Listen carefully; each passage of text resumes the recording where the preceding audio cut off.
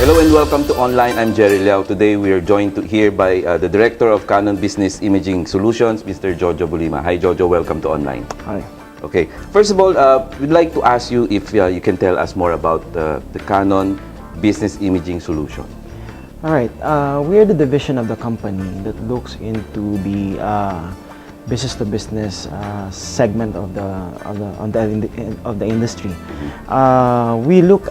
We offer solutions to our customers in terms of archiving, security, multifunction devices. So we offer solutions, not really the hardware. That is what business imaging solutions is all about. We're here to help them cut on their cost, especially if nowadays people are looking for ways to cut cost. Yes. And then with our solutions, you can really monitor your cost per employee, per department. Okay, that leads to my question. How does Canon BIS products and services help companies first in terms of cutting their printing costs? How do you exactly do that? Okay, in most of our multifunction devices, there are things that there is a password for every user.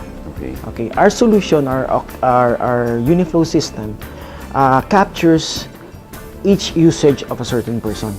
Because before you can use the machine, you have to log on, right. Put your name, and then it monitors what you printed, when you printed, if it's color, if it's black, if it's an A4 size, if it's an A3 size. In that way, it can be monitored per division now. Because before, if you're using, let's say, a simple printer, anybody can just print and you cannot monitor it. In fact, some of our customers that we've introduced this kind of system, cut their costs. They have at least a savings of an average of 20 to 25%. Okay. And that's a huge savings nowadays. Yes. So in other words, for example, the system or your solution can actually monitor even what type of documents were printed. Exactly. Okay, so you can determine whether it would be more appropriate if, let's say, it's printed in color or in monochrome. Yes. Okay. And also you can put a default there. Maybe there are divisions that don't need color printing, so you can default it. Right. They cannot do colored printing. They can only do black printing, mono. And there are divisions that you can also, give them colored printing access. But more importantly, it's also the security. Yeah. Example, you're working in an environment that everything should be monitored. Let's say you have one employee who wants to access an archive document. Before this guy can print, it will prompt the supervisor. Okay. And it will also tell the supervisor, are you allowing this guy to print this document? If he says yes, then that's the time you can print it. Okay. Another one, if they send a fax to a certain customer, an image will be retained in the system. Who sent it, what time, it can be monitored.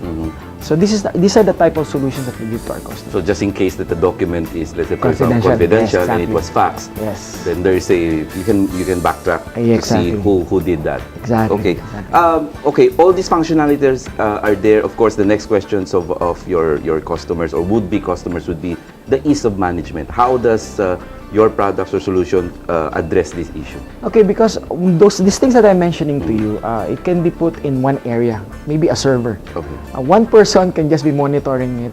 At the end of the month, just print what has been used, and then that's it.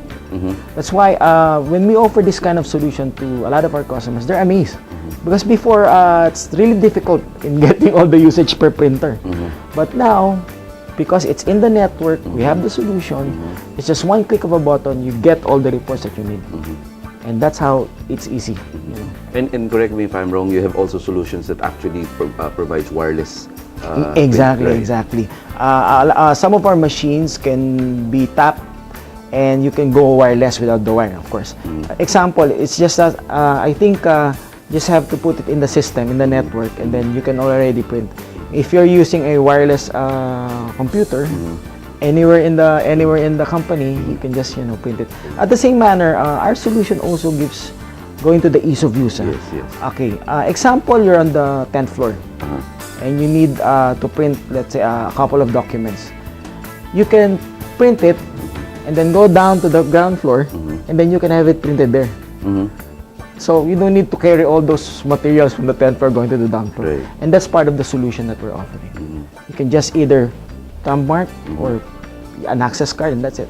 And that will monitor also your the usage of what you're printing. Okay, so regardless of where you are within, Yes, yes. the same features will be offered. Yes, whether even within a cluster of building, as long as it's all network. Right.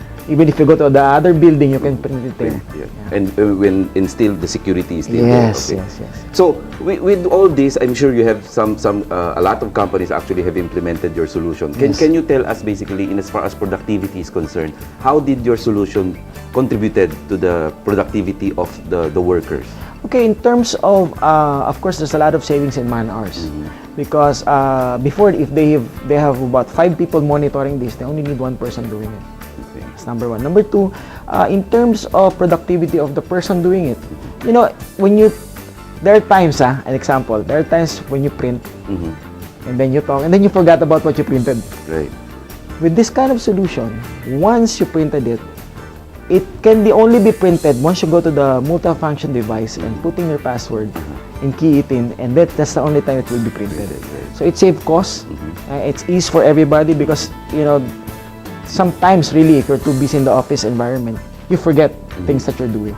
So this really helps the productivity of our employees. For companies who already have their infrastructure set up already and they want to implement your solution, how easy it for them to integrate your solution to their existing infrastructure? Well, basically our system works with all of the systems in place. We work with SAP, we work with Oracle, so it's all there.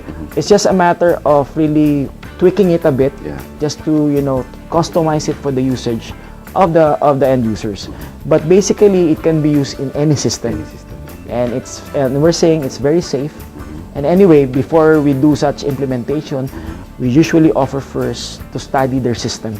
Okay. Take a look if it will work with our system, and if it works, that's the only time we do actual implementation of programs. So it's not just selling the hardware and the software and then you leave them. No.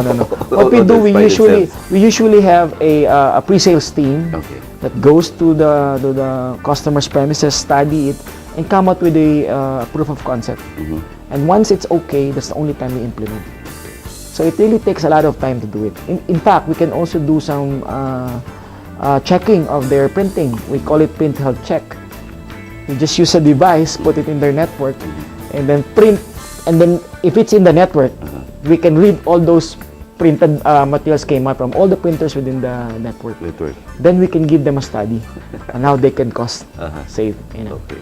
So that will give the company at least a clearer picture. Exactly. Okay, of the savings. Because nowadays you really don't know how many colors were printed, how many back. When it was printed, maybe it was printed on a weekend, so you have to ask why was it printed on a weekend. So all of these features can benefit the total company in terms of cost savings, in terms of efficiency. Okay, Jojo, we'll just take a short break. When we come back, we'll talk more about Canon's BIS division, and of course, we'll get to know more about Jojo Bolima when online returns. In as far as your color offering, I understand you're going to offer some new color printers. Can you tell us more about this? Okay.